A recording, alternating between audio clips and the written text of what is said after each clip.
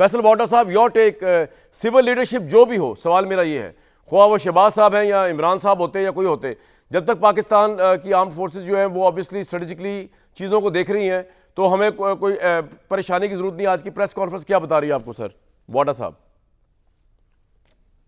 बहुत शुक्रिया कामरान शाह साहब। मेरे ख्याल से आपने एज ऑलवेज हमेशा से जो इंट्रोडक्शन है उसी में चीज़ें समअप कर दी हैं। देखिए, चाहे कोई भी सिविलियन लीडरशिप हो, जहाँ तक सेफ्टी और सिक्योरिटी की, बॉर्डर्स की, विद इन और आउटसाइड जब भी बात हुई है, तो पाकिस्तान फ़ौज ने हमारा दफ़ा भी किया है, हम उसको लब्बैक भी कहते हैं, और पूरी कौम उस पर साथ खड़ी हुई है। और इस बार तो आपने ऑप्टिक्स वाइज भी देख लिया। इसी तरह मीडिया और सारे एंकर्स, आप सबका जितना खराज तहसीन आप लोगों को पेश किया जाए, तमाम एनालिस्ट जो हैं, और जितनी आपको मुबारकबाद दी जाए कि आप लोगों ने एक फ़ौजी वे में दिफा किया अपने मुल्क का, बहुत रिस्पॉन्सिबिलिटी के साथ।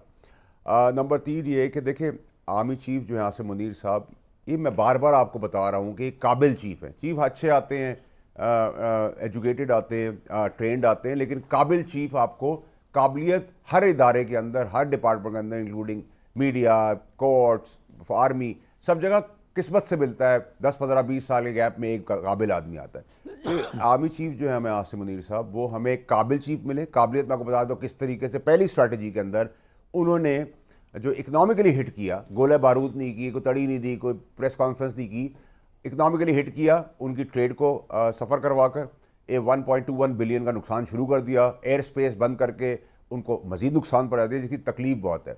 प्लस एक्सपोज कर दिया, हमारे मीडिया ने किया, हमारे सिविलियंस ने किया, हमारे डेमोक्रेट्स ने किया। तो इसमें एक चीज़ की बड़ी क्लैरिटी कि एक आदमी है जो इक्विप्ड है अभी आर्मी चीफ, जो कॉन्फिडेंट हैं, जो परसिस्टेंट हैं, जो कंसिस्टेंट हैं, जो वेल ट्रेंड हैं, जो वेल प्लान्ड हैं, जो एग्जीक्यूटर है, जो फोर्स के साथ लेके चल रहे हैं, और एम्बिशियस टूवर्ड्स पाकिस्तान हैं, वॉरियर हैं। तो हमें डर किस चीज़ का, why and what to worry about? तो ये तो हमारी क्लैरिटी है। यही अननर्व कर रहा है, इनसिक्योर कर रहा है इंडिया को कि उनकी फ़ौज के साथ क्या हो रहा है। देखिए, कभी उनकी एयरफोर्स बम गिरा देती है सिविलियंस के ऊपर बाय मिस्टेक, कभी उनकी ब्लंडर्स निकल आते हैं, कभी वो उनका आज जैसे लेफ्टिनेंट जनरल है कुमार साहब, उन्होंने बता दिया है कि जी हमारे अंदर से हुआ है। ये सब बुखलाहट हो रही है, ये सब बुखलाहट है, क्योंकि ये सारे ट्रैप हो चुके हैं इंडियन, इनके पास कोई रास्ता ही नहीं बचा। पूरा वेस्ट जो है, या पूरा इंटरनेशनल कम्युनिटी जो है, या हमारी नेबरिंग कंट्रीज़ जो हैं, वो चीफ के साथ खड़ी हैं, पाकिस्तान के साथ खड़ी है, पॉलिसी के साथ खड़ी है, टेररिज्म के ख़िलाफ़ खड़ी हुई हैं। और आज जो DGISPR ने जो प्रेस कॉन्फ्रेंस की, देखिए DGISPR की प्रेस कॉन्फ्रेंस हमने बहुत सारी पहले भी देखी है। आज की DGISPR की प्रेस कॉन्फ्रेंस क्या थी? उसमें उन्होंने एजुकेट किया, इंटरनेशनली एक्सपोज किया, स्टेप बाय स्टेप शवाहिद के ज़रिए, और उनकी बॉडी लैंग्वेज, उनकी आंखों के अंदर जो खून उतरा हुआ है पाकिस्तान के लिए, वो आपको कॉन्फिडेंस देता है। वो आपको बताता है कि आर्मी चीफ के साथ साथ पूरी टीम एफर्ट कर रही है। तो ये बड़ा खुशाइन और बड़ा आपका पॉइंट आ गया मौका है, और हम सब यकजहत हैं। और आपने एक बड़ी इंटरेस्टिंग बात की हिंदुस्तान की फौज के हवाले से। मैं आपको बताता जो फैक्चुअल बातें कुछ, कल 25 और 26 अप्रैल की रात को मकबूजा कश्मीर में लाइन ऑफ कंट्रोल पर भारतीय फौज जो है, उनके अपने आपस में 2 यूनिट्स के दरमियान फायरिंग का तबादला हो गया। मतलब अजीब कन्फ्यूजन और डिप्रेशन वहाँ पाई जा रही है, जिसके नतीजे में 5 सिख फौजी हलाक हुए। ये वाकया चापाला ब्रिज बारहोमला सेक्टर में पेश आया। ये जो ऑपरेशन नाकाम हुआ है फॉल्स फ्लैग पहलगाम का, इसके बाद भारतीय फौज के नॉर्दर्न कमांडर जो हैं लेफ्टिनेंट जनरल प्राणिक शर्मा, इनको नया बना दिया गया, जबकि लेफ्टिनेंट जनरल कुमार जो है उसको फारिग कर दिया गया। इसी तरह पहलगाम फॉल्स फ्लैग ऑपरेशन का भांडा जिस ऑफिसर ने फोड़ा, वो लेफ्टिनेंट जनरल MVS कुमार, वही, इनको जो है इतलात के मुताबिक गिरफ्तार करके अब इनका कोर्ट मार्शल किया जा रहा है। ये पोजीशन इस वक्त हिंदुस्तान में हुई हुई है, और हिंदुस्तान का मीडिया भी जो है उसके मुताबिक मैं आपको थोड़ी देर में बताता हूँ। लेकिन आबिश अली साहब, sir, your take on today's press conference by the DGISPR।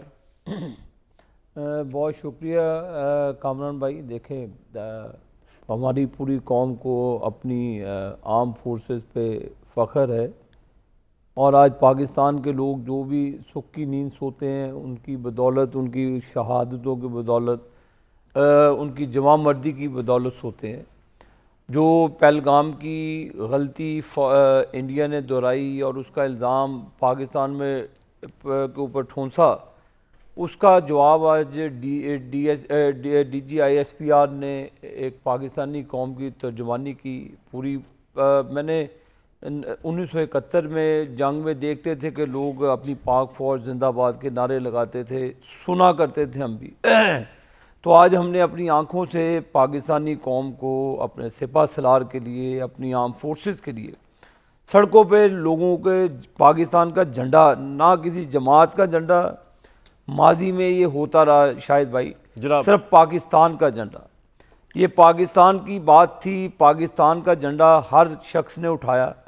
तो आज की प्रेस कॉन्फ्रेंस ने ये साबित किया कि माजी में भी इंडिया ने गलतियां दोहराई और पाकिस्तान के ऊपर उन्होंने इल्ज़ाम ठोंसा, लेकिन अल्लाह ने इस मरतबा आप देखें जो हमारी आर्म फोर्सेस से लेकर ग्रास रूट लेवल तक आवाम का एक जज्बा देखें, आप पूरे जज्बे के साथ वो 71 वाला जज्बा, पुराना जज्बा लोगों में आज फिर उभर आया।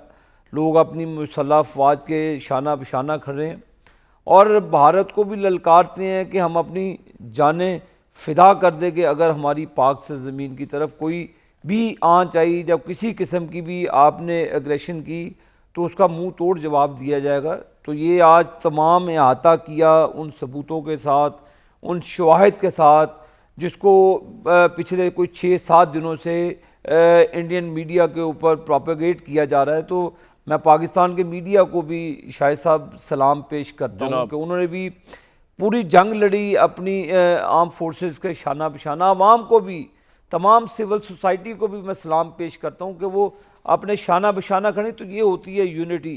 भारत में मैं भी मीडिया देखता हूँ कि उनके लोग जो कहते हैं अपनी फ़ौज के ख़िलाफ़, जो उनका भांडा फोड़ा उन्होंने कि ये इन्होंने खुद ही किया अपने इलेक्शंस के लिए और पाकिस्तान पर इल्ज़ाम थोपा, तो ये कोई माजी नहीं है।